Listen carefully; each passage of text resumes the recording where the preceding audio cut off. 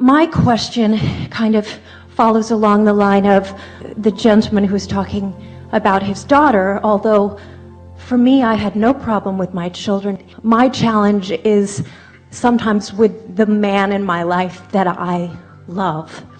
And my life is about to expand in a very exciting way, in that my boyfriend of 5 years has asked me to move in. Even though I realize it will be exciting, it's not even the realities. Sometimes it's the things that I worry about that may not even be realities.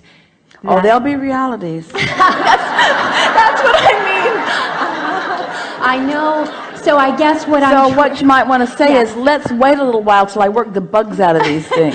Right. Well, interestingly enough, my landlord just told me 2 days ago that they're selling the house. So I would love to keep on working on getting out of my own way. And perhaps if there is maybe a focus wheel that you can help me with, because even though we're very different, I do believe that I'm at a point where I can let go of some of these thoughts or trying to maybe expect the wrong thing. The focus that is relatively new to this conversation, that you may not have been considering as much of some of the other things that we've talked about, is the subject of the path of least resistance. So we know it's repetitive, but let's talk about why there even is a path.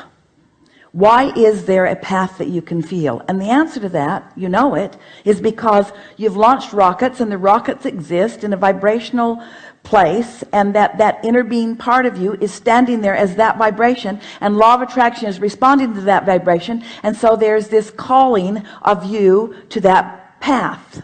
So the path of least resistance matters because it's the you coming together with you. It's the satisfying of all your hopes and dreams. It's the fulfilling of your reason for being here. In other words, it's really a big deal, this coming into alignment. Sometimes you call it a homecoming. Sometimes you call it that place of alignment. We say things to you like alignment trumps everything, that nothing is more important than that you get into vibrational sync with who you are. So path of least resistance really matters. So you're moving through life experience, having lots of experiences with many different people, and some of them are more difficult than others. And so most people are looking for compatible partners because they're looking for conditions that are not just tolerable, but hopefully sweet conditions. In other words, let me find someone to live with who likes the same things I do and is orderly in the same way that I am, and has a similar care about decor, and has a similar body chemistry, has a similar timing clock. In other words, you don't want to be with someone who stays up while you sleep. So there are all these points of compatibility that so many people are believing that is the basis of a good relationship. And what we're wanting to introduce in a really strong way to this conversation is those things don't matter nearly as much as your ability to stay in alignment with who you are, because that's the path of least resistance.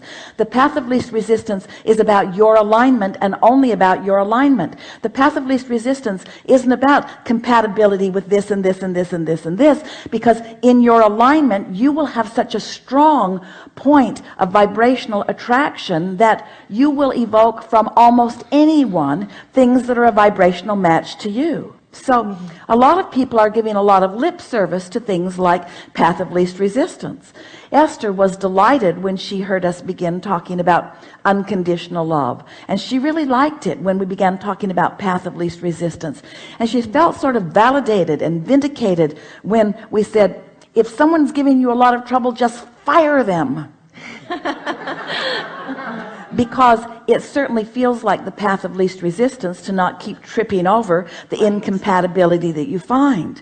But the thing that matters so much, you've already found enough compatibility that you've been together for 5 years. So there is clearly something stuck in both of your vibrational craws. In other words, there's quite a bit going on vibrationally that has made you reluctant to do this sooner. And so that's why we think that before you actually take the steps, that you give yourself permission to take your path of least resistance, which doesn't mean control the behavior of another. Right. It means you find a way of lining up with you no matter what.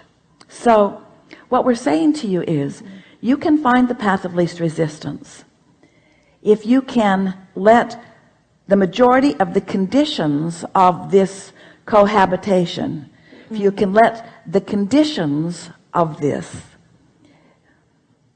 matter hardly at all, while the unconditions matter more. Now, we chose those words, or we directed a vibration at Esther so that she could find those words, condition and uncondition,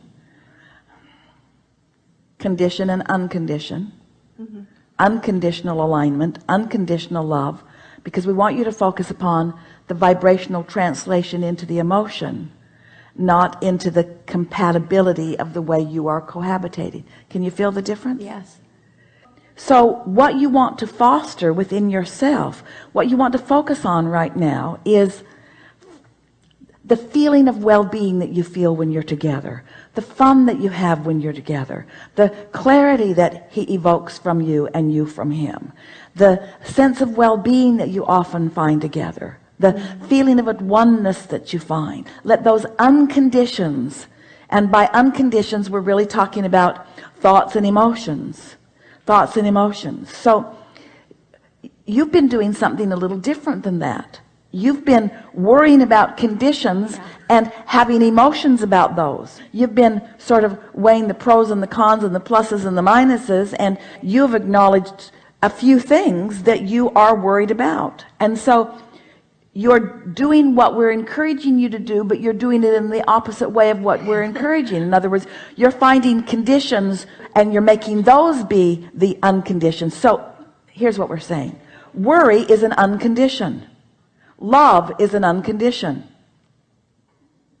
Frustration is an unconditioned. Happiness is an unconditioned. It's a response to a condition, but it's an unconditioned. Stay with us. We're going to bring you around to what we're wanting you to feel. So when you see something unwanted, you feel the emotion of negative emotion. When you see something wanted, you feel the emotion of positive emotion. But those are emotions that are conditional.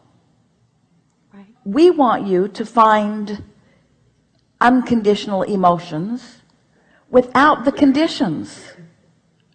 Can you do that after you've been with someone for so long? I believe that I can. I believe that I can, but I have to learn to trust that I can do that. It's easier to do as a new person, isn't it? But as you say, I take myself with me if I go to a new person. You're going to take yourself with you with the old person too. Yeah. So why not learn now to take myself? We're not trying to talk you out of this relationship. We're just trying to shake something loose within you to make you realize that you have habits of thought that are based on conditions that are not going to serve you. And you can't work your way out of that. What that always ends up being is you need to be differently if we're going to cohabitate. You need to be different than you are. But that sort of makes you an oddball in the whole world, doesn't it? Because everybody sort of kind of needs to be different than they are. Have you noticed? Yeah. Almost everybody you know, it'd be better if they were different than they are. That guy'd be darn near perfect if he was entirely different. That'd be the perfect relationship if everything about him was different than it is. And so what we're wanting to convey, and we're taking our time in doing it, we want you to realize that the only relationship that really matters to you is the one between you and you. It's the one between the physical you, personality you, having the emotion and the thought right now you, and the you that's in your vortex. This is the relationship that you're working on. Every other relationship is insignificant by comparison. But almost everybody makes those relationships the condition by which they disallow their alignment, and then the way they feel is dependent upon the behavior of the other. So almost every relationship turns out to be me needing to control the behavior of you in order for me to feel good, which makes every relationship miserable at best and not lasting very long. doesn't need to be that way. We don't mean to paint such a bleak picture. So here's what we would begin to say to ourselves, if not to him, maybe to him, but to ourselves certainly. I'm really eager to enter into this new relationship. And I'm talking about the one between me and me, not between me and you. I'm entering into a new relationship. What do you mean? Well, it's occurring to me that I really want to discover what unconditional love really is. And so for just a little while, you're the condition that's keeping me from discovering what unconditional love really is. Because I don't want to be happy because you make me happy. I want to be happy because if I'm happy because you make me happy, then you damn well better always be making me happy. I want to feel good because I found a way to feel good apart from you. I don't want to give you the responsibility for me to feel good. I have to feel good. I want to feel good. Yes. And so I'm just going to give this a little time where I show myself that I am a happy person regardless of what you're doing. And once I've convinced myself of that, then let's be together and live happily ever after. Not because we make each other happy, but because we know how to be happy and we're together. Wow. Beautiful. So that sounds real good, doesn't it? In practical terms, how are you going to pull that off? Because the first time somebody makes you unhappy, there you are again. Oh, it's you again. I need to fire you or divorce you or leave you in the bushes for some other parents to find.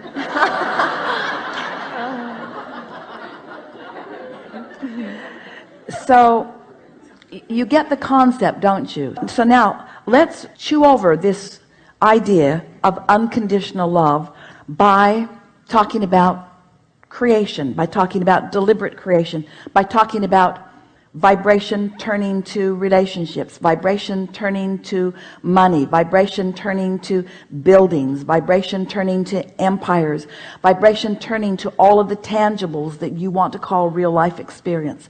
But let's talk about how on the way to all of that, it's moving through this emotional realization, this emotional translation, this emotional manifestation. And just for a little while, it is our powerful request to all of you, especially to you, to all of you, that you let your attention be just for a little while on just getting from the vibration into something that you're noticing, from the vibration into something that you're feeling. Because if how you feel can be what you're going for, then all the things that you have always believed were necessary in order to find that will come easily into your experience. But if you believe these things are necessary in order to feel this, you just can't get there from there. And that's what we've always meant when we say you take yourself with you, you see. We are certain that you've spent enough time, that you've launched enough rockets of desire together, that there is a potential for a wonderful relationship here.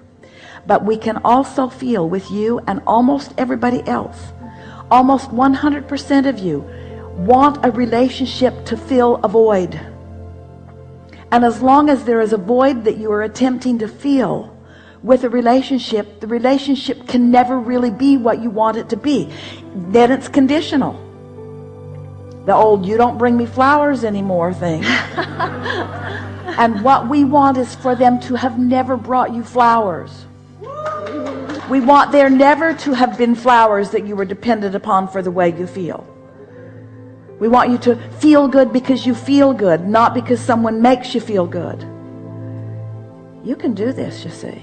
So we're not teaching independence in the sense that you're hanging out there all alone. We're talking about aligning with the energy that creates worlds. We're talking about aligning with who you really are and all that you are. And then together experiencing the fullness of who you are, coming together in your strength and then demonstrating the details together. Oh, that's so delicious when you come together both in alignment and then you demonstrate the details together rather than needing the demonstratable details in order to bring you into alignment, which never works. Really good. Enough? Yes, thank you so much. Yeah.